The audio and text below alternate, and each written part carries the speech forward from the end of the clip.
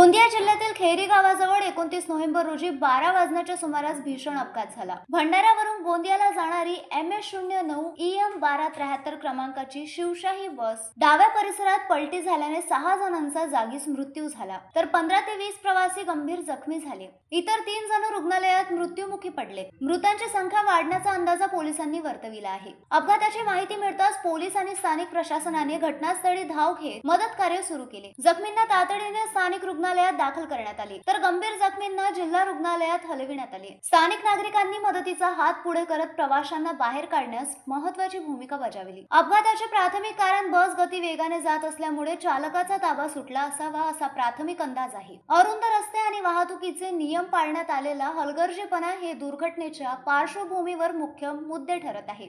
Sunil Kawade, the sting operation news, Gondia. The sting operation news, सत्याचे दुसरे नाव, अन्यायावर लेखणीचा घाव।